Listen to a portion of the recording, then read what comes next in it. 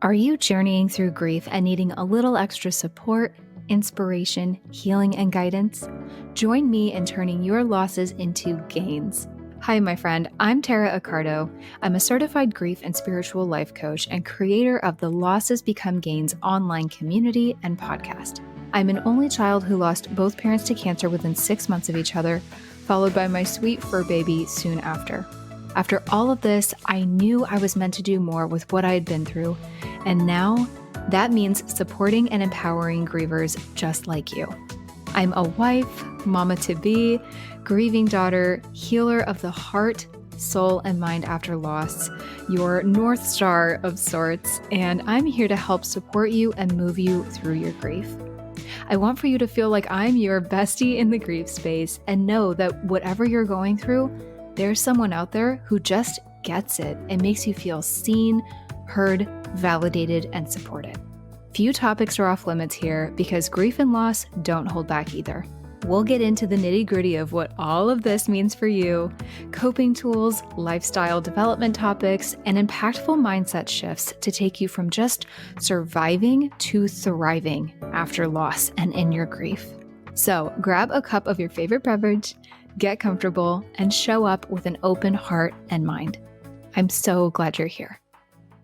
Welcome back to the Losses Become Gains podcast. I am your host, Tara Accardo, and with me in this episode today, I have Shea Wingate. She is a licensed therapist and grief coach and has actually graced the airwaves of the Losses Become Gains podcast before, way back when in episode 10. There, we talked about grief and relationships specifically because with both of our losses of our parents and family members, this absolutely took a toll on our relationships at the time. And I thought that was such an important topic to cover in detail. Definitely go check that out if you're needing some help or guidance in that specific category. But today we're really getting to know her backstory because I think so many aspects of it are things that you may be able to relate to or see parts of your own grief in. Shea lost her mom, dad, and sister all within the span of about 2 years. And with both of us having lost parents and trying to navigate that, she and I had a lot to talk about here and what that looked like and how it affected us and all the things. I think you'll find so much value in this conversation today, from those, yes, I can relate to that moments, to discovering best practices to cope and so much more. Shea truly has so much knowledge when it comes to grief and how to cope on a day-to-day basis. You will not want to miss this one, especially if you are going through this or have endured multiple losses back to back and are just trying to find your footing and figure out how to manage it all. So without further ado, let's get into it. Welcome, Shea, to the Losses Become Gains podcast. I am so happy to finally be having this conversation with you. Yeah, thanks so much for having me. This is going to be great. Yeah, I'm really excited to get into this. So as I kind of mentioned in the intro, Shea and I've been in contact through the Instagram powers that be for a while now. So I knew she was somebody that I really wanted to have on the podcast like early on, but also like if you look at her social media, which I will totally link in the show notes and everything, she seriously has like some of the best advice and guidance and really addresses a lot of aspects of grief that I don't see a lot of people doing. So anyway, her knowledge and everything is super valuable. So I'm really excited for this conversation, but really like starting off with this episode, I just want all of you to get to know her better because she is a very profound story with loss and grief, and ultimately has kind of led to a lot of the work that she's done now. So I really wanted to just like get into that today. So if you want to just start off maybe by telling us a little bit of who you are, any fun facts you want to say, just give everyone the rundown on who Shea is. Okay, so fun facts about me. I know this question always trips people up. I love it. Well, I actually love to cook, and I would say that I'm a pretty good cook. And a lot of times when me and my husband go out to eat, he's like, "Why do we go out to eat? Well, you're such a good cook." And I'm like, "We're out to eat because I don't want to cook tonight." But cooking has actually been like, it's just such a soothing thing for me. It's not something my parents really did growing up, or like we weren't really like big cooks growing up, but I have Yeah. gotten into it as an adult, and it's so great. Like chopping something at the end of the day, it's like you're kind of busy, so no one's bothering you. Yeah. You're really just like kind of in your own world. It's really the best. I So I love it. That's guess, very cathartic. Like I've oh heard that though. Like yes. cooking can really like it's helped Hmm. people with like trauma. Like I've heard Yeah. this before. Yeah. Yeah. Actually, I got into cooking when my dad died because we made this Interesting. garden. Tim's my husband, we made a garden and I called it our grief garden. And Oh, we I cooked just got everything. chills. We Okay, cooked cutest idea everything in the ever. garden. So we had a lot of tomatoes and cucumbers, Oh and my a God. lot of tzatziki dip Oh, was made. yum. Oh my God. Okay. Yeah. Can you come out to California? 'Cause I I would I love know to we have come like a out and 2 hour see time you. difference between us, but like, oh my God, that's awesome. Yeah, yeah, it was such a therapeutic thing for me to do because I didn't want to go anywhere. Hmm. Um, I kind of wanted to be left alone, but I wanted to do something creative during the acute grief, and Yeah, cooking found me, and I still love it. I still really find it relaxing. that's awesome. That's so Yeah, cool. yeah. Amazing. I guess that's like the fun thing about me. That's the most fun thing. I should make Okay. a grief cookbook. Yeah, no, okay, seriously though, like I don't know if that's out there already, but if it's not, you need to like do that and patent that idea. That's Yeah. like seriously a thing. I've actually talked about this in a previous episode. I can't remember which one it was, but I certainly like, I'll be honest, my husband's definitely like the cook between the two of us, but Mhm. there was one thing, and I don't know if you can like speak to this at all, but I don't know, like when I was kind of more in my like acute phase too, what I told myself, I don't know if this was like a distraction or what I was really trying to accomplish by doing this, but I had talked about it in that it was a good distraction and that it would help me kind of like eat better. And that's like once a week, I made it a point to make like one Mediterranean meal a week. And so I would like research that and look it up. And I love Mediterranean because it reminds me of Italy and it like makes me wish I Mhm. was there instead of anywhere else. And it's a typically a healthier cuisine too. So I was just like, okay. And then like channel that energy into like doing that. And just once a week. And I liked that because it didn't feel too overwhelming for me, who's someone who's Yeah. not really a cook. Yeah. So I don't know. There's something about like food and that whole, Rituals are so yeah. important with Yeah. grief. I tell everyone who I work with, like, find a ritual. It could be making that meal once we could be making a Yeah. recipe that feels really like familiar and comforting because like you're Hmm. engaging your senses with those smells, or ritual like I'm going to light this candle. I got a candle for my mom, dad, and sister, and it was like one of those like kind of like Catholic prayer candles, but there was like Yeah. a non-religious like saying on each of them, like Oh, breathe or I everything love will be that. okay, like in those kinds of sayings. So I picked each like a scent and like a saying for each one of them, Oh, and lit those candles as a way to like kind of be like they're here with me, and like mhm. externalizing my grief through a ritual. And rituals are Yeah. just so important and healing, and it's such a small thing that can really Mhm. make a big impact. And so I tell people, get a ritual. It will make a bigger difference than you even For realize. sure. Oh my God. Yes. Yeah. I'm so glad you brought that up. I actually, as you were saying that, I was thinking about like things that I've kind of like either knowingly or unknowingly done, but it really does like bring so much Mhm. comfort. Candles, I'm totally with you. And you can like, dare I say, have fun with it. Like I like that you Yeah. had a different saying for Yeah. each of them or a different scent for each of them. So it Mhm. makes it feel individualized. And then Mhm. anytime you light it, you think of them, like, yeah, Mhm. Mhm. all about that. I'm also just like a candle fiend. So I also just love Yeah. that. But Yeah. okay, so you mentioned your parents and sisters. So I definitely want to give people like the background on Yeah. your journey of loss. So can you just, whatever you're comfortable with, talk about Yeah. that, what that has been like for you, all the Yeah, things. for sure. Long story, kind of sad. Here we go. As our stories always are. Yeah. Yeah.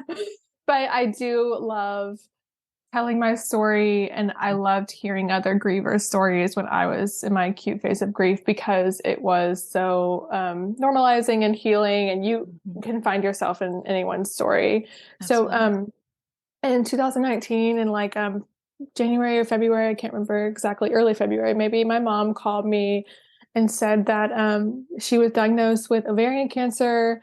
And she was just like, I'm sorry I had to tell you this. And we both cried on the phone. And I was like, oh, I'm so sorry you had to tell me this. This is terrible. You know, you hear ovarian cancer, it's like not great news. Yeah. So I hung up the phone and called my dad and I was like, Dad, what should I do? And he's like, move home. That's just so him to do something like big like that. So Yeah. I break my lease for my apartment. I have a month left before I like move to Cincinnati to live with my boyfriend at the time. Oh, okay. And so I move home and I live with my mom that month. And yeah, she's like gonna do the cancer treatment, do the chemo treatment. We're all trying to be really positive. Everything's gonna be okay. I finish up my job. I'm getting ready to move. I got my apartment in Cincinnati, and I was living in Memphis, Tennessee. So the Cincinnati to Memphis is like 8.5 hours. So it's like it was like a big move. It was like really going far away. Yeah. And my mom was like, you've got to live your life. I'm going to be fine. Get out of here. Go. Moms are the best. I know. And I was just really grateful for that. So I really didn't get like second guess like moving because she was so supportive. And so March 20th was her first day of chemo, my last day of work.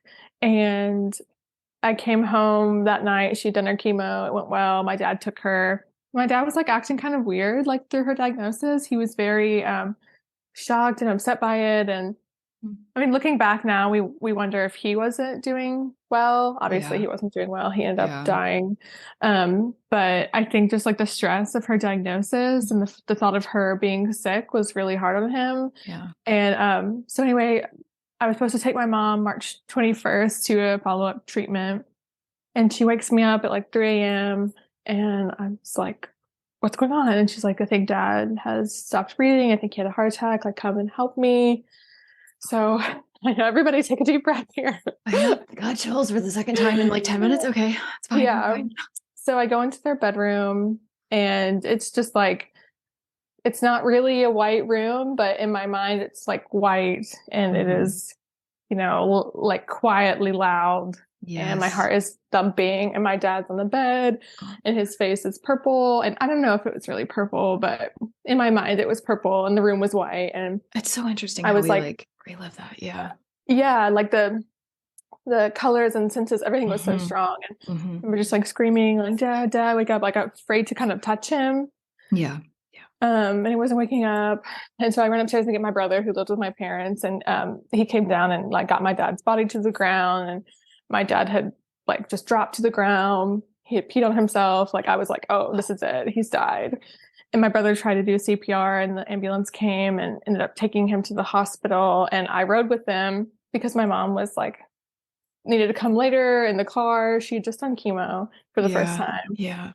And we're up there. I'm up there with him at the hospital and they're working on him and I'm watching it. And it was just like a really like traumatic situation. So surreal. Oh my God. Yeah. Yeah. And so they worked on him until my mom came and then my mom and brother came and they were like, we've tried everything and, you know, this is it. He didn't make it. But the fact that they even took him, I was kind of surprised because in my mind I was like, oh, he's dead. Like, yeah. Like that was it. Yeah. But, so it's just a shock to be like, Mom just went through this like horrible thing and then Dad is dead. Like what happened? Everyone comes over to our house and everyone's like, we're here for you. And in my mind, I'm like, they're here for me because my mom is sick. And it was just like, kind of like my brain was catching up to be like, oh, my dad just died. Right. And so that was like a Thursday and I was supposed to move Saturday. Of course I didn't move that Saturday. I moved the next Saturday. I just sort of like went on autopilot with my life. Like, I guess I'll just do the next thing, you know? Do you think that was like, sorry, not to interrupt you, but like, do you think that was shock? Like, what was it? Cause I feel like I've been through a little bit of that too. And as looking back, I'm just like, I feel like that was some semblance of shock, but I don't know. Like, how do you feel like that was for you? Yeah. Well, my mom was like, you've got to go, you've got to live your life. I'm going to be fine. Like Dad would want you to live your life. And I, at first was just like, no, like, what are you saying? But I think it was like the Friday before I was going to leave the Saturday, I was sitting at the table with my brother, Kevin, who had done CPR, my dad and my mom.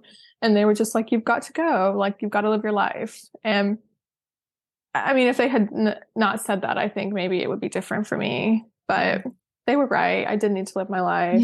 Yeah. And and so a lot of people told me not to go. A lot of people who really, I didn't care what they thought, told me not to go. People with a lot of opinions. Yeah. But I think looking back, like it was good that I left because My mom was so sick, and I don't know if I would have really grieved at all for my dad. But I had people like my sister, both my brothers were there. I was there a lot. I worked like part-time, so I was there a lot. Um, my mom was okay, as far as she could like be. for all intents and purposes. Yeah. Yeah. Yeah. But a couple of months like after dad died in the summer, like all this timeline is so blurry. It's probably like May or June. We got like she had done her second chemo and they had said like, oh, you're not recovering, you're not responding. We're just going to put you on hospice. It's over. And we were all like, what? Excuse me? That's quite a leap. Yeah. Oh So my God.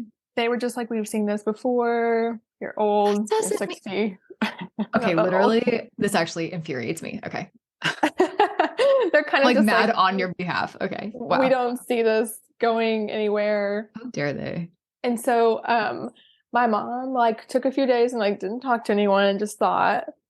And then she was like, I'm gonna get a second opinion. Okay. And she felt that my dad didn't like this doctor. And she felt that like it was a sign from my dad that she should switch doctors, which I was like, whatever. Like, yes, if you believe it's a sign. I love that for her, but yes. Yeah. I was like, do what you gotta do. Yeah. Didn't want her to go to hospice. Obviously, it was just like whiplash that she would be gone too. This is like a matter of months. Oh my God, like barely. Jesus. Yeah, right. A matter of months. So anyway, she switches doctors and he changes her diet.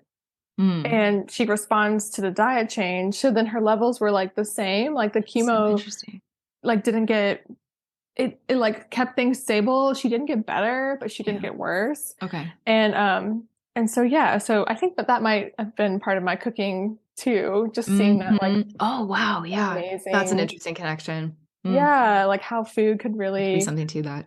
Yeah, like change. And she really did like seem better when she was doing chemo the first time. She was sick all the time, like couldn't function, couldn't stand, couldn't do anything. And then the second time she was doing chemo and she was tired, but she was like herself. Right. Oh, that's interesting. So that was, it was really interesting. So she felt it was like a sign from my dad that she should switch. And so anyway, we got a year with her, which was really great. Yeah. We really needed that. Yeah. I mean, if not years more would be nice, of course. But yeah, I mean, listen, we'll take what we can get, right? Nice. Yeah. Oh so God. That was really good that she went through that and got a new doctor and she felt a lot more hopeful and life kind of settled down for a little bit. That's good. And then in January 2020, my mom texted me at work and she was like, call me. I was like, oh, this isn't good. It was like a Thursday morning and she knew I was at work. She just wasn't the person who would do that, like who would bother me at work. Right. So I call her and she was like, I have some really bad news. Karen, my sister, was found dead in her home. We don't know anything, but you probably need to come home. I can't even imagine getting that call. And then on top of me, like, we don't know a thing, but FYI, like what? Yeah. So it's like just not the news I expected. Like when your sick mom is like, call me, you don't think really. It's like 38-year-old something sister. Else. Right. Yeah. Really quick. Where were you living in relation to like where your sister was? Like, was this like a quick, like running over to her house thing or like logistically, like where was this? Too. She was. Okay. I was in Cincinnati and she was in Memphis. Okay. Right. But yeah, her husband found her in their home and she had been dead for hours. She had fallen, hit her head on the wall, basically choked to death. It was horrible. Like we were just like, what is happening with life, Yeah. And I remember coming home and seeing my mom. I had just seen her at Christmas and she seemed okay.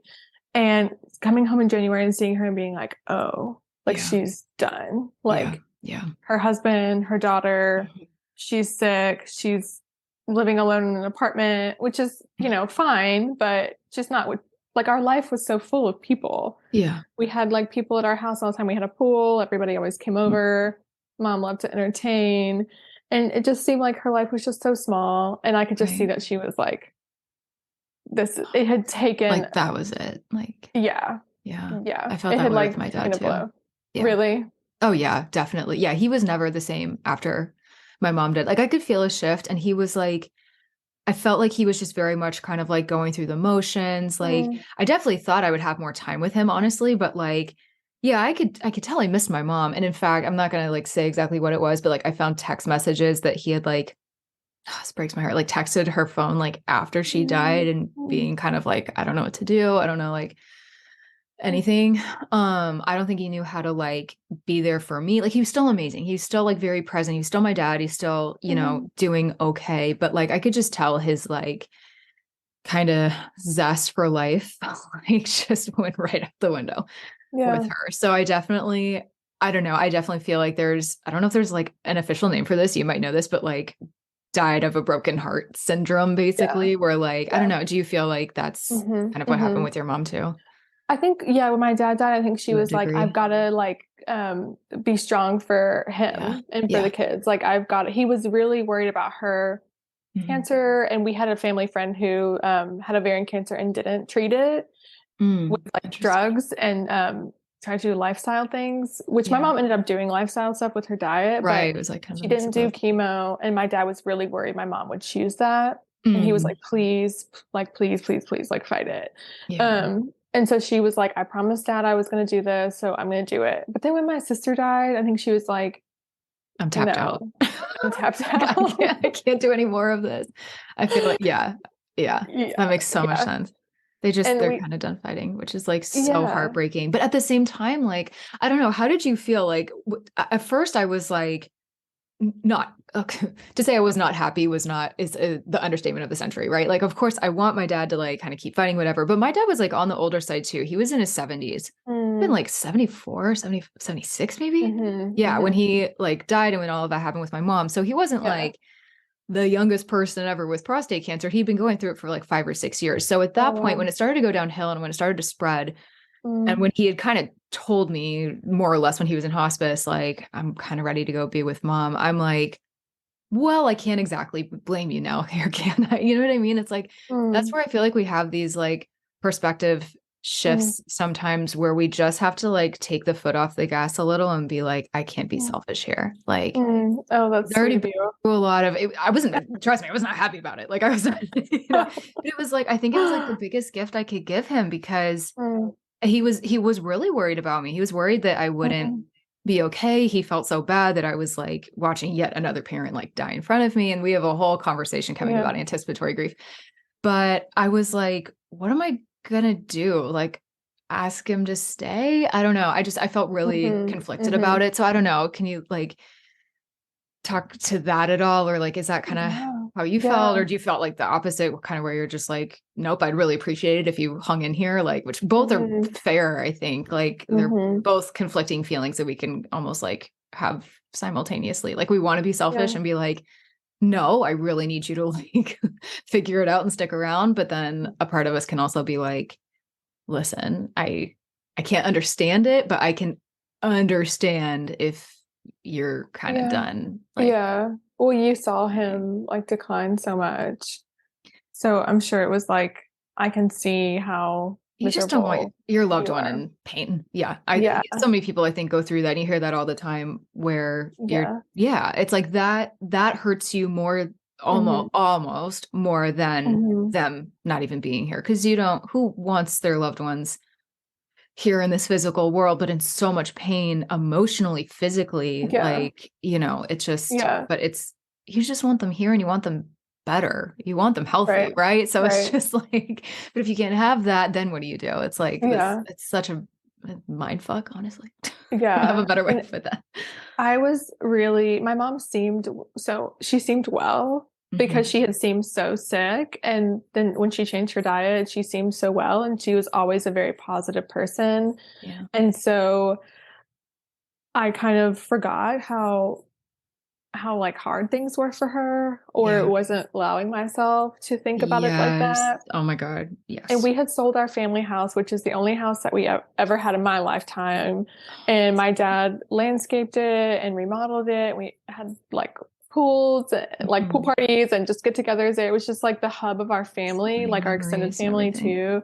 Yeah. Yeah, it was just like a place where if I had failed in the world, I could go back there and I would be accepted and they would take me in and everything would be fine. And I could take risk because I Yeah. had that like place. And Yep. so we sold that house. My dad died, my sister died.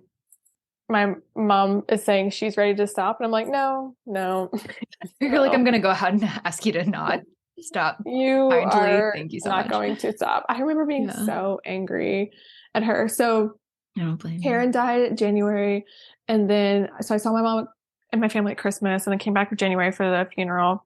And then I was working at a school. I was a therapist in a school in Cincinnati, and they get on the intercom one day in like March, and they're like, "We're shutting down the school for 2 weeks because there's a virus that is going around," and that was COVID. So Yeah, at should have this put that point, together. we didn't even know about COVID. So Just this little virus. yeah, we're going to be Oh, virtual for 2 weeks, and then we'll be back. yeah, that's cute. Yeah, right. So I Little get in did the we know. car and I like pack my stuff. I go home for 2 weeks, and I don't tell anyone. I'm just like in Memphis for 2 weeks working. And then of course it extends. And so I get to be there when my mom dies, which was nice because like I wouldn't have been there in the same way. I was there for like a month while she was dying.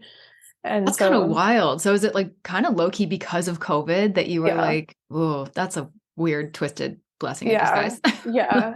And like COVID was like really a weird time because nobody could come over. Yeah. But like we were so like grief exhausted and funeral exhausted. We had just done doing another one. Thankfully, we couldn't really do it. But we ended up doing a celebration of life later, which we needed to do. But at that time, we were just like, we just did this like a few months ago. Yeah. Anyway, she did hospice at home. She tried to tell me she was like ready to stop and she didn't want to do chemo anymore. Her body was shutting down. And I was like, I don't want to hear this. Yeah. Like, I'm upset. How dare you interrupt my work day? But these insignificant details. Like, I know. So rude, Mom. Oh my God. But she had been in the hospital. Like I had taken her to the hospital during that time and thought I could go in with her because it was just so new. And they're like, you can't come in here, you honey. don't know. Like it's COVID. You can't come in here. And I'm like, I have a mask. And they're like, no. So she's in the hospital by herself for a few days. So then it was ultimately good that she came home and did hospice at home. Yeah. But we just didn't know how bare bones hospice at home would be, or that's a COVID thing. I don't know. I haven't done hospice at home since, but it was really just like me, Tim, who's my husband now, and my brothers like doing everything for my mom, which was kind of scary. Like we were just like, what? Like this is, how do you just do this? But whatever, you just do it. I love how you just said that. That just makes me laugh.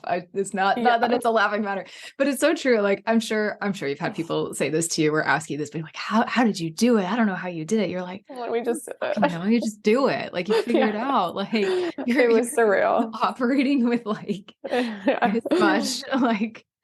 And I didn't tell anyone at my work. I was just like on a call doing therapy, then like going and like getting my mom sonic ice, like because that's what she wanted. Unreal. Oh God. It wasn't that long, which was nice. It was only like I was gonna ask you 4 days, and she went pretty quickly. Okay. So really it was just nothing COVID related with her. It was just like she was done. She stopped doing treatment, and I think it like ended up being like kidney failure. I don't know. I know there's always like these weird things where it's just like, like there's like the cancer, but then like something else kind of actually like does it. For some reason on my mom's like death certificate, it said like pneumonia as well. And I was like, she had pneumonia like multiple times, but I'm just like, I didn't know what she died of. Okay, thanks. Yeah, that's so interesting. Oh my God. Yeah. But at that point we are all just sort of like grief. Like tapped out. Exhausted. And so she died in April 2020. And then the next few years were like a hellish. Somehow I'm here. Those grief years where God, yeah. Oh my gosh. It was a weird time for everyone because of COVID. Yeah. All bets were off with COVID. Yeah. Okay. So I definitely want to like talk about that and talk about just like, of course, how you've gotten to the place you are now. And like, not that any of us are like, quote unquote, healed or fully healed or whatever. And we can definitely get into that. But I want to get into how you've like gotten into the work that you were, because it sounds like you were a therapist like Mhm, before any of this happened. So I want mhm, to ask you, like, first of all, how did you get into that? Like, was that something you always wanted to do? But also, like, were you working specifically with grievers before that? Or did you get into the grief space later on? And like, because I know you're a grief coach as well. So, like, just how mhm, did the work you do, how did you get into the work that you do? And how has it like evolved since you've been through mhm. what you've been through? Yeah, so I went to grad school for therapy 2015 through 17 was like my training. And Mm. when I was there, like grief was like my emphasis, which is hilarious because I Oh had my God, the no irony. idea about grief at that point. Yeah. And I'd actually like written and published some things on grief, taken grief Wow. courses, like done some like volunteer work as like a grief mini therapist, Right. wanted to work in the grief space, ended up working in like general outpatient mental health, which was really good Yeah. because there's grief there too, but you get to see Hmm. a bunch of different things. Yeah. And then worked at a child advocacy center, which is like when children report abuse, Yeah. they come in and we work with them to do like trauma processing. So I mean, in Mm. that way, that's grief work Yeah. too. 100%. Yeah, so those were really good experiences. Um, and I was really just drawn to grief. I say I don't know why, but my dad lost his sister when he was in his 30s and his mom, his birth mom when he was like 2 or 3. So I think like grief was sort of like a part of his life in a Hmm. way that was never really talked about that much. So anyway, when I Yeah. was taking a grief course, I one of our like assignments was to talk to someone about someone who died and talk about Mhm. grief. So I asked my dad about his sister who I'd never met. But we started talking about grief and then he wanted to know everything I was studying. And so we talked about grief like all the time. Wow. Yeah. And That's so it was really, amazing. like special. And I think I was really excited about working with grief. Yeah. Which I know is so funny for some people to maybe like hear. They're just like, I've gotten people that have said to me, I'm not even like, a therapist or anything, but they're just like, it takes a special person to, want to talk about grief and work with grief or whatever. But it's like, I don't know if you're called to do it, like, Yeah. there's got to be somebody Yeah. out there that can get us all Yeah. talking about it. So Yeah, that's so absolutely. healthy. That's amazing. I have a question for you. Are you ready to live your most intentional life after loss? That is exactly what we're doing with my brand new membership. Intentional Life After Loss is designed to take you from simply existing and surviving in your grief after the death of a loved one to truly living and thriving. This is an all in one, affordable membership program for personal growth, well being, community, and healing from the death of a loved one from the inside out. We're digging into how to overcome the overwhelm and confusion of grief and tap into an intentional, meaningful life one step at a time. Navigating parent loss and recovery, I was able to strengthen my emotional, physical, and spiritual connection to myself and others one day at a time and developed methods to create a life greater than I could have even imagined. And you are so capable of this. You can do this too. And remember, it's not about getting over it and moving on. It's about trusting yourself and trusting the process and growing around your grief and giving yourself grace as you move forward. It's supporting yourself on this long, crazy journey with a sense of community alongside the perfect tools to help you. You'll have access to an exclusive community and my expertise and guidance as a grief coach, where you can find support, connection, and empowerment as you go after the life that you want. For more details and information on signing up, click the link in the show notes. Yeah, so like the universe was like, you want to know about grief? All right. You're about to get a real big lesson, let me Yeah. tell you. So that was, okay, so 2017, and then, okay, so this was like at least a couple Mhm. years before you started really going through all this. Oh my God. Mhm. Yeah, yeah. Yeah. And then when I lived in Ohio, I worked as a therapist at a school setting, and yeah, and that was like a great job. I really enjoyed Yeah. working there, and it was really like helpful because I started working there basically right after my dad died, and so it was a really Mhm. supportive place. It wasn't really grief related that much. Yeah. But then Tim got a job in Tennessee. We moved back to Tennessee and end of 2020. And then like June or July of 2021, I was like, you know what? Like, I really want to work in this space. I want to do grief work. I don't want to do general outpatient again because I want to be specifically working in grief. So I decided to open my own private practice and do like grief therapy and coaching. And I see all kinds of people. Sure. Yeah. But I do see a lot of grievers. Yeah, definitely. Do you deal with a lot of people too? I hate to say deal. Do you help a lot of people? Is it like mostly like, and not obviously giving any examples specifically, but like, is it a lot of like death, or are there like secondary losses? Because again, you know, especially on this podcast too, you know, yes, death is a large topic, but like one of the many things I want to focus on too in these conversations and then in specific episodes are like these quote unquote secondary losses that, you know, are not often talked about enough: divorce, loss of a job, whatever, that, you know, are just not as. So do you see a lot of that too? Or is it like a main loss and then there's like compounding losses on top of it? Like, I say that every person who lives has grief, because grief is change. I call it living loss. Like it's like changes, disappointments that you didn't expect, that you That's didn't a great way to put that. anticipate. You didn't know life was going to throw you this curveball, whether that's a disappointment, a rejection, divorce, estranged relationships, loss of a dream that you never got to realize, that you never even told anyone about, loss of identity when people come out or transition. So there's so much loss that people experience. Yes, we typically think of grief as someone died, but there's all kinds of grief and living losses, change. That's life. And that's a guarantee. You know, you're gonna go through change. You're gonna experience loss. You're gonna experience death. And so having tools to navigate that and support yourself is so important. And people come in and see me for therapy for depression, anxiety, relationship issues. And I end up talking to them about their grief. You know, you're grieving your health. You're grieving life before depression. You're grieving life before anxiety. You're grieving this relationship. You're grieving yourself. So I do think grief touches a lot more of our life than we think. That's so, oh my gosh, that's so impactful. Like we might know that, or we might figure that or whatever, but to actually have somebody like say it out loud like that and really like paint a picture, that's just like, I don't know, that's super profound.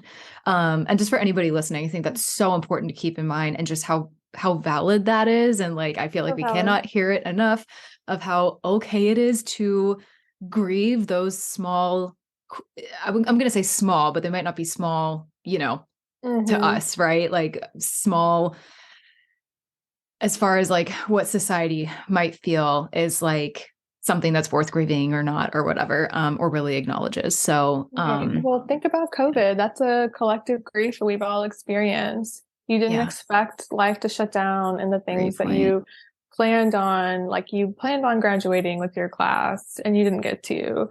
You planned on going to college and meeting new people, you didn't get to. And I think a lot of people struggle with loneliness now because of COVID. And we're all different as people.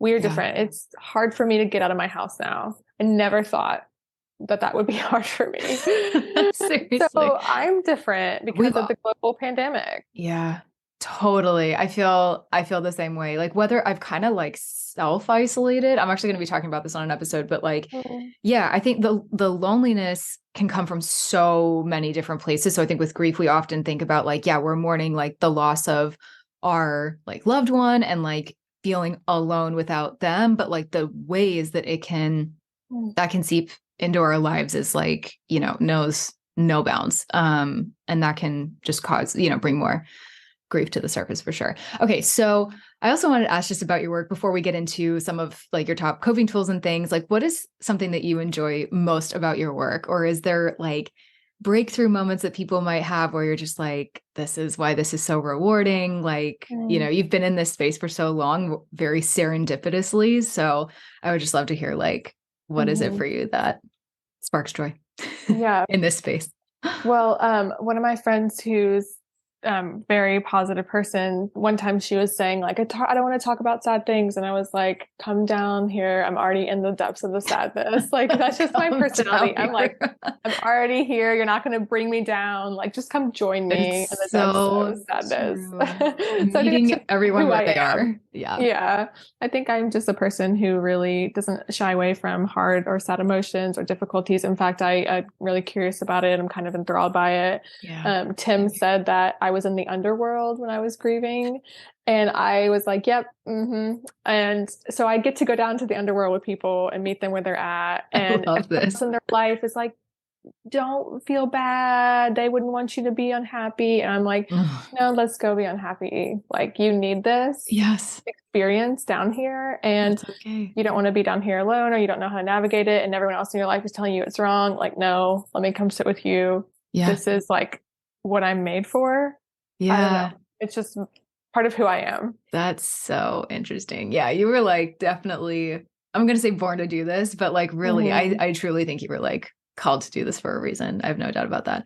Okay. So what is something about your loss of all of it compounded or one in particular that you found to be the most difficult or like something that you didn't feel like you were adequately prepared for? Because that's something I'm constantly saying, and that we're just like not well prepared enough for grief. How could we be really? And even if we are quote unquote prepared, you never really understand it fully until you go through it. So just like shed some light on that. Like in your experience, what is, something that you found to be the most difficult, or just you were like, I was not warned enough about how hard this specific thing would be. Yeah, I think that a lot of times we forget that we're grieving our new identity. Like the person I was when my parents and sister was alive, like that person is dead too. That person doesn't exist anymore. That's She will powerful. never Oh my exist gosh. again. And I didn't think about grieving myself, but like that makes sense. I knew myself through these three important people. Yeah. My sister was like 10 years older than me, so she was sort of like an aunt to me, a very important person who helped raise me. Of course, my parents were people who helped raise me, and I'm literally their DNA. Yeah. So I'm grieving them, but I'm different now. Yeah. And so I have to grieve myself too. So I think that grief shakes your identity, or at least it did for me. And I don't think people talk about that enough. No, absolutely not. I definitely feel the same way. And actually, quite literally, I just recorded an episode of this about like how grief has changed me and like in the ways in which, and I invite everybody to think about that too, but also not to shy away from it or fear that. Like it is scary, absolutely. And if anybody here is like in the more acute phases of grief where it's like it's still very new, like that's terrifying. I just want to like validate that. Like it's not like this happens immediately that we come to terms or peace or anything with any of this, but there are some very impactful things and very life-changing things that we can learn about ourselves, and they're not all bad. So I do want to like, it's a process. I don't know. It's a process. Is there anything off the top of your head that you can like, you're just like, yeah, I learned this about myself, or like, just anything like what you're just saying as far as like, you've changed, but like, is there anything that comes to mind for you of just like at least one thing of like how you've changed? Well, like my biggest fears like came true, and I lived through them. And so like, I guess I'm like, what just like, what else? What else do you got for like come for me? I don't care. Oh my God, that's literally one of the things I said in my episode. That's so funny. It's like, it's kind of like whenever adversity, you sort of are like, I've been through, I don't want to put words in your mouth, but how I felt was like, I've been through quite literally like the worst of the worst. So I would say, or certainly part of it, like, what else you got? Like, it can't possibly get any worse than this. So if anybody's ever worried about me or worried about like something happening, I'm like, please, like, this could be exponentially worse. So it definitely puts things in perspective. For sure. I'm much calmer now. I really relied on my mom a lot to like help me emotionally stable, like be stable through life. And I really just had to like find that in myself. And I think that you don't grow up until your parents are dead. And some people aren't going to get that. And that's good. Like, I'm glad that their parents are still alive. But I even see it with like my husband, like he can and does like call to his parents and like look to them. Like when we bought our house, he was kind of like, oh, like should I like Oh am I my old God, this enough to be sounds like doing my husband. this? And I'm like, yeah, like we're the grown-ups now. We So can I figure think it things out. really made me seem like I'm the youngest of four, so everyone always babied Mhm. me. But I think now I'm just like, yeah, I'm a grown-up. Yeah. I'm an adult now. Like, do you feel like you have more like independence and like do you Oh, trust yeah. yourself better Yeah. now? Like, how does Yeah. that show up for you? Yeah. Yeah, absolutely. I mean, like, I don't know if I would have started a coaching and therapy grief business. I mean, obviously, like, not maybe grief related, but even like, I don't know if I would have branched out and done my own thing if my parents were alive because it's like, you kind of play these roles of like who you are supposed to be and who you are when you're Mhm. family. Like you don't even realize how you're playing these roles. And then those are Totally. kind of like off of me. And I'm like, okay, I can do whatever I want. And I don't have to ask anyone's permission. I don't have to prove anything to anyone. And it just has to make sense to me. So I Yeah. think that, yeah, it was really surprising to find this new like confidence in Yeah. myself.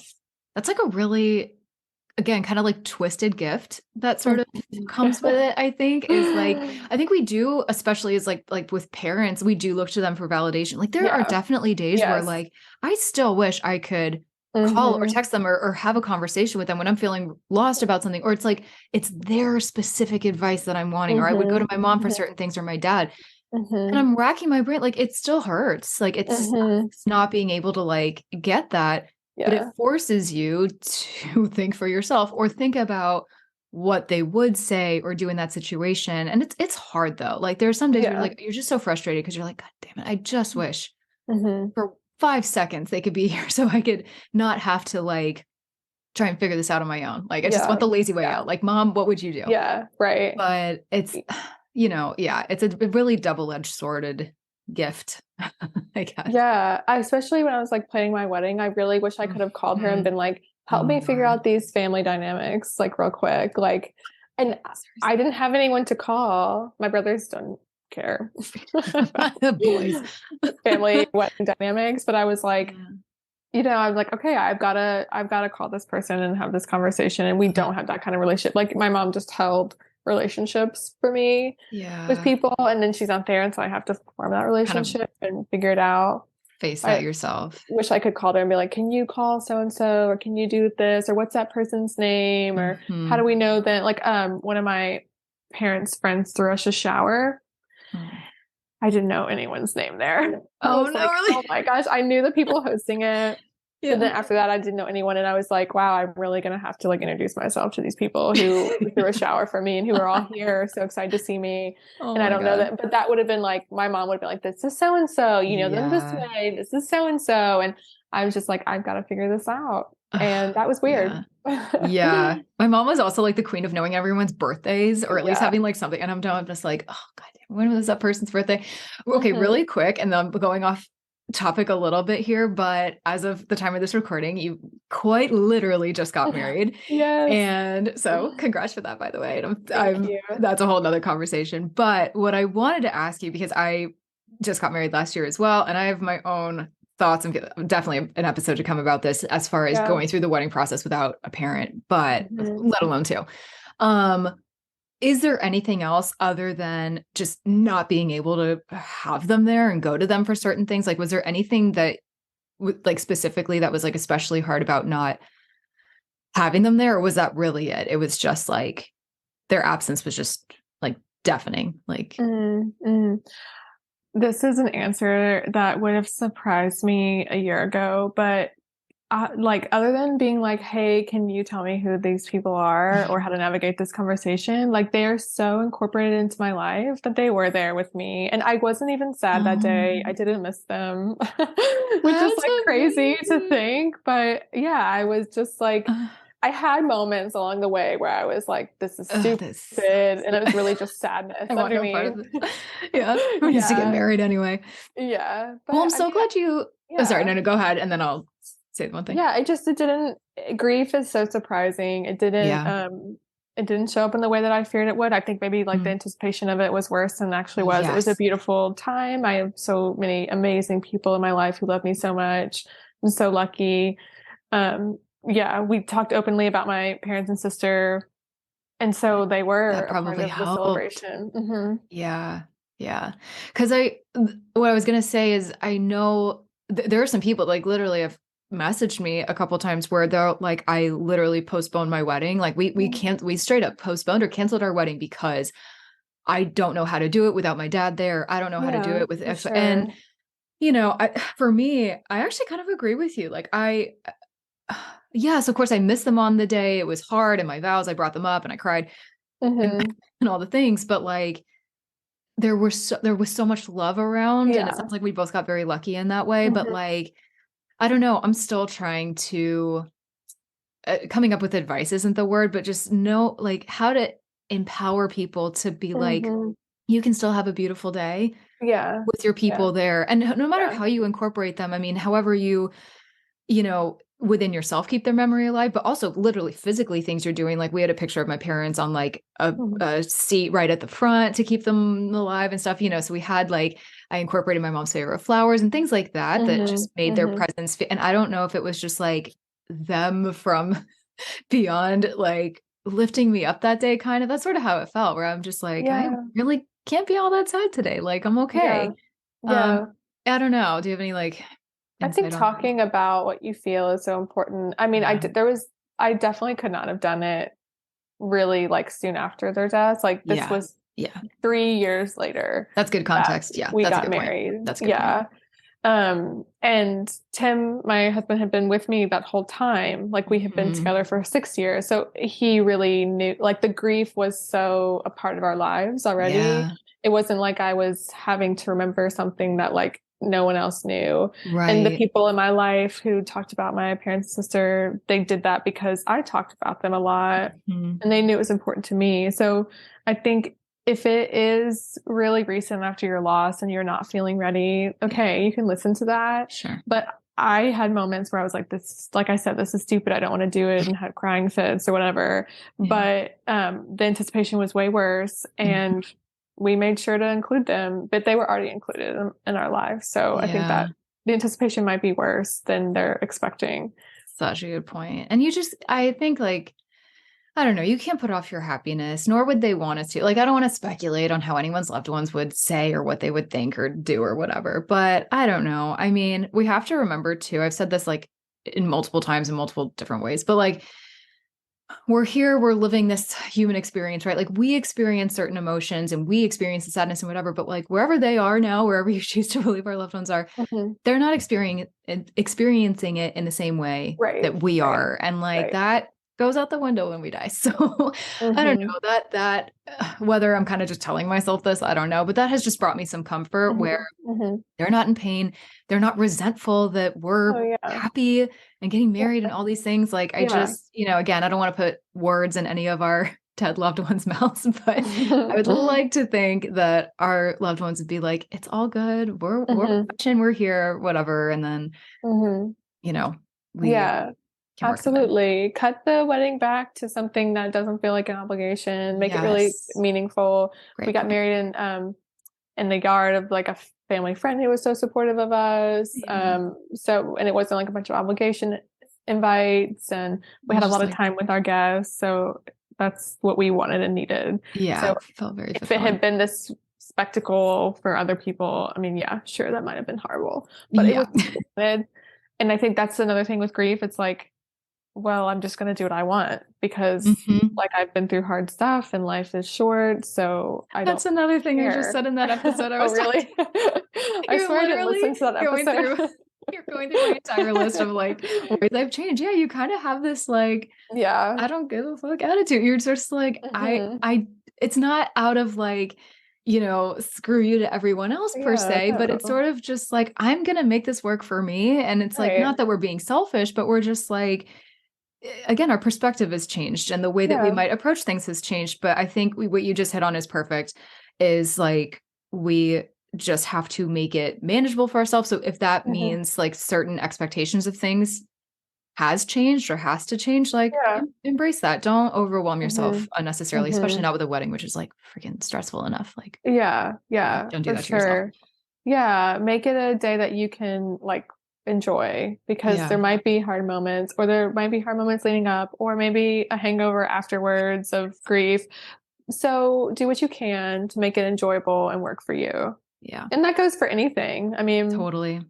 you Wedding or have like not, like wedding or not. Yeah. going out, just going out at night or something, like if you don't want to go to a dinner, like don't go to the freaking dinner. Like, you just Hmm. have to be, that's why I think like being present and being very in touch with like your Right. emotions and what you're feeling and just like being able to sit with those is so important because you do get to learn about yourself and what you are willing or unwilling to do and like what, and that's okay. We can own that, grief or not. Yeah. Okay, amazing. So to start kind of tying this up, especially again with like your background and everything you've been through, but also with your expertise, what are like 2 or 3 of your like top tips or, guidance or whatever that you would give grievers who are going through some loss right now, whether that's like some anticipatory grief or like post grief, however you want to approach this, but like what are Mhm. some of the top tips you have for people that are going through a hardship right now? Yeah. Grief is not something we do alone. Nobody does it alone. You cannot do it alone. Don't put that pressure on yourself. If there's Yeah. not people in your life who can help you, you can work with someone who can help you. Most of the work I do is helping grievers communicate to people in their world about how to help them. So that is like a possibility too. But Yeah. here's some like really simple things like rest. You need to rest. Spend time, scheduled time with your grief, because your brain is going to take a minute to download this new information that that person's Absolutely. dead. So give your brain that chance by sleeping and by spending time with your grief. And you can spend time with your grief through a ritual, like we talked about, like a candle, a journal, looking at a picture. Yeah. And when you spend time with your grief, it won't be so pushy because it will know that it's going to get its chance with you. But if you avoid it, it's going to be pushy and it's Well going to said. I bang love on the that. door Yeah. at inconvenient times. Yeah. Yeah. I feel like that's probably how, I don't know, I'm speculating, but I feel like that's probably how more like grief bursts and I mean, Hmm. triggers are triggers, but like, I feel like that's probably how more grief bursts will happen too. When you Yeah. don't allow yourself to like sit there for a second, like Hmm. it'll come to the surface one way or Oh another. yeah. And yeah, Oh yeah. sometimes it might be at work or like at the freaking grocery store or some Yeah. other time when you're just like, this is the last thing I need right now. But if you know Yeah. how to like have that time for yourself and Hmm. you start, tapping into those coping tools, those grief bursts might happen still. They might happen at inopportune times, but at least you'll a little bit better know how to like Yeah. deal with it in the Absolutely. And moment. like, it's okay to get angry. It's okay to Yeah. feel guilty.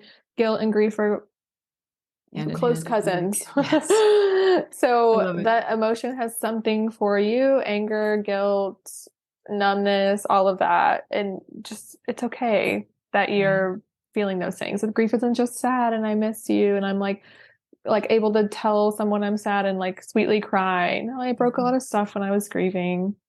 I was horrible to be around for a lot of it. Yeah, it was I not was pleasant either. angry. I have guilt about that. Not really guilt about that, but there was times where I felt bad about that, but Yeah. I was grieving. Yeah. And yeah, so reach out if you need help with any of that. Yeah, absolutely. All right, last question. What does, because this is losses become gains, what does finding gains from your losses mean to you? I think that when you find gains, you've incorporated grief into your life, because there's like this Mhm. acute grief where it's just like you're trying to tread water and stay afloat. But then when you're in this place where you're finding great gains, it's really a sign that you've incorporated the grief, or you're starting to incorporate it in your life. And all of those things that we talked about, how we've changed in these positive ways, or, Yeah. how life looks different now. For me, life's a little slower now. It's Mm. like a little less like obligation now, which is I love really, that. Yeah. really nice. Yeah. But when you start incorporating gains, that's also can be a time to be like, oh, I'm moving into this different, I don't like to say stage of grief, a different phase of grief. Yeah. But also that could be a grief too. Leaving Hmm. the acute phase is sad for sure. Yeah. Because I feel like it makes you feel further away from the person that you've Mhm. lost. Or again, maybe it's not a person. You just feel further away from them. And that is scary. Like, I feel like Yeah, there's for sure. also this, like, I don't know, 2.5 to 3 year itch that a lot of people Mhm. go through where it's like you're maybe perhaps doing better, hopefully.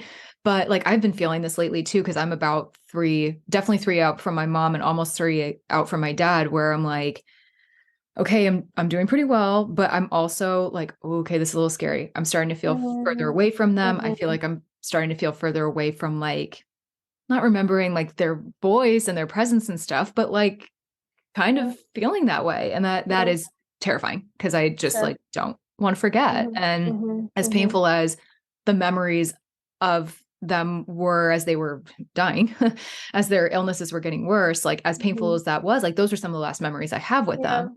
Yeah. So feeling further away from that is like very scary. So I don't know. Is there any like It's final words or bittersweet. thoughts you have on that? Mhm. Yeah, for anybody who Yeah. might be going through that. Yeah. Take it like your timeline is too big if you're getting upset. So Mm, take it today. Take it this hour. If you start thinking like, oh my gosh, it's just gonna get worse like the next 5 years, like yeah. bring it Oh my gosh. back.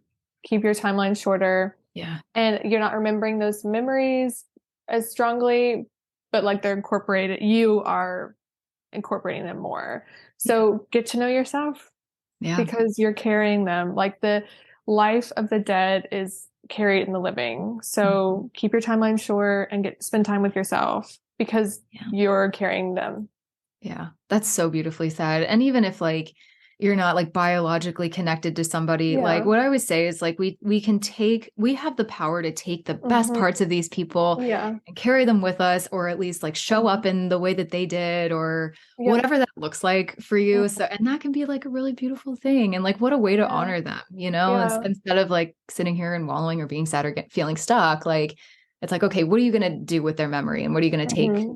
with you and Hmm. embody and Hmm. share with others. Yeah, absolutely. Yeah, like you are keeping them alive by taking that with you. Yeah. Yeah. So powerful. I love it. Oh my Yeah. God, Shay, this is like, this is such a beautiful conversation. And I feel like there's so much to like glean from here and for people to think of or yeah, think about. So I'm just so grateful for this conversation today. So thank you Yeah. so much. And also, Absolutely. I'm going to link all of this in the show notes, but where can people find you and all that good stuff? Yeah. I do want to say for people that are listening to this in the acute phase of grief, like you and I are like obviously years out and Yeah. Yeah. we might seem like we have our heads on our shoulders, Oh my God, please. but I was not always there. So No. if you are new to grief, like you don't need to be where we are. Mhm. We definitely experience the grief fog, the Oh my grief God. Yeah. monsters, I can't get Grief out of bed brain days, grief brain. still around. Yeah, so be gentle on yourself. It really helped me to connect with other people, the grievers, hear their stories. So with that Yeah. said, you can find me on Instagram at the Grief Girly. And just I remember just searching grief on Instagram and following everyone who came up. I love it. Well, I It love really that too helped because me. everyone has different, I'm not going to say like perspectives on grief, but they might Hmm. approach it differently. And everybody Yeah. has, Yeah. even I've noticed like there's been a few other girls I've connected with who have also lost parents, but we might have lost them all in different ways, or we might have Hmm. processed it differently or whatever. Hmm. So even though a lot of us might talk about grief overall, or we might have some of the same like concepts that we talk about, like Yeah. certain perspectives on things are different. So I think it is great. And this is why I want to have people like you on the podcast because, you know, bringing different perspectives into it, even though we might be going through similar things on paper is super important. So Yeah, absolutely. Yeah. So if my what I said today like speaks to you, I'd love for you to follow me or reach out. I yes. work with people in all states virtually. So if you're struggling, please let me know. But if I'm not for you, there's a lot of other people out there, a lot of Yeah. great people. So yeah, search grief on Instagram for Seriously. yourself. I'm also on TikTok. I forget that. Yeah, I'm on TikTok Same, too. I know. But But yeah, me and TikTok aren't people, always friends, but yeah, yeah, me we're and getting TikTok there. are friends. But I hope you find your grief people. Yes. Find Yeah. your tribe for lack of a better term. Yeah, Hmm. Hmm. definitely. Amazing. Absolutely. Thank you so much for being here, Shay. I really appreciate it. Oh yeah, this was awesome. And well, I'll come back. We'll do some more Yes, conversations. we have some more conversations to have for sure. And yeah, we're definitely going to Yeah. come back. Anticipatory grief is something that we have also really talked about a lot. We've kind of Hmm. bonded over. So that's another conversation I think is really important to have. So if there's anybody here going through that, more to come on that topic and just a whole lot more to come on grief in general. Yes. So, Yes. yep. Absolutely. Well, thank Awesome. you. It's Thank you. such an honor to be here Yes. sharing their story. And yeah, I hope to connect with some people from this podcast. Yes, absolutely. Thank you. Honestly, guys, her story gets me every single time I talk to her, and I still wonder how she managed to not only get through all of that, and I, of course, use that term loosely, but really just how she has managed to have such a beautiful, positive outlook on it all, but then to take it a step further and do all of the incredible work that she's doing, and then to become a licensed therapist and a grief coach and all of the things. I hope you are leaving this conversation as inspired as I am, and also walked away with some coping tools today, or maybe some things that you hadn't thought of or hadn't tried yet. Her content on Instagram and TikTok is truly some of the best that I have seen out there in terms of day-to-day coping mechanisms and all the things. So please definitely go check her out. All of her information is in the show notes. And I really hope you enjoyed this episode today. If you did, or you are just loving what you're hearing on this podcast so far, as always, I would greatly appreciate a review or a rating on whatever platform you're listening on. It helps enable me to get this griefy content into the hands and ears of more people who need it, just like you. I hope you have an amazing day today, and I'll catch you in the next episode. I am sending you a huge thank you for tuning into today's episode, my friend. I'm so grateful you're here and for the steps you're taking to heal your heart, open your mind, fulfill your soul, learn, grow, and evolve, and move through this crazy thing called life in big, beautiful, impactful ways. Visit lossesbecomegains.com for my blog, coping tools, ways to work with me, and so much more. And be sure you're following along on Instagram and Facebook at Losses Become Gains Podcast. I love seeing new faces, meeting new people, connecting with you, and hearing your story, and ultimately supporting you however I can. And remember to always keep asking yourself, how will I turn my losses into gains today? I'll catch you in the next episode.